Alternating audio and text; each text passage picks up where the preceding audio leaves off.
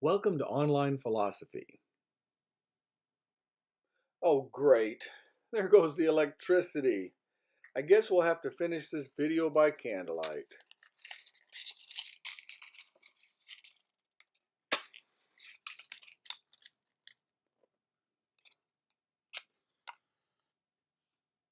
Someone must have forgotten to pay the utility bill.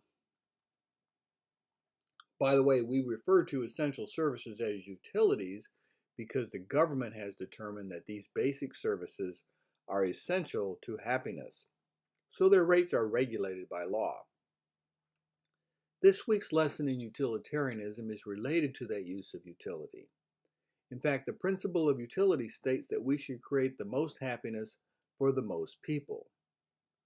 Throughout history, philosophers have sought to define and determine the source of happiness. One of the earliest and most persistent theories of happiness is hedonism. Hedonism is any philosophy that concludes that pleasure is always good and pain is always bad. Nothing that provides pleasure can be bad, and everything that causes pain is bad. There are two types of hedonism: psychological hedonism and ethical hedonism. Psychological hedonism says it is psychologically impossible not to pursue pleasure and avoid pain. It is embedded in our psyche, in our soul.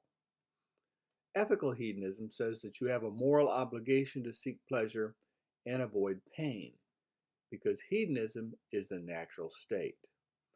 People do not need to be taught to seek pleasure and avoid pain. You do need to be taught to avoid pleasure and embrace pain. For instance, parents punish us for not eating vegetables, but no one is ever punished for refusing dessert. As a natural state, it is the best state to live in. So we should pursue the blueprint embedded within us. To fight against our nature is wrong and painful. The duty of the philosopher is to define pleasure, because most people don't know what makes them happy. Many people do harmful things under the guise of pursuing happiness. Hedonism is a persistent philosophy. Aristippus, in the 4th century BC, founded Cyrenaic hedonism. He advocated an unreflective pursuit of intense, immediate pleasure. Epicurus founded Epicurean hedonism. He said the absence of pain, not the pursuit of pleasure, is the wise man's goal. The greatest good of all is prudence. Fast forward to the 18th century.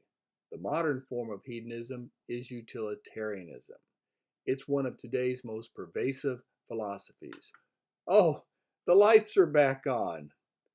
Here's to a good week in philosophy.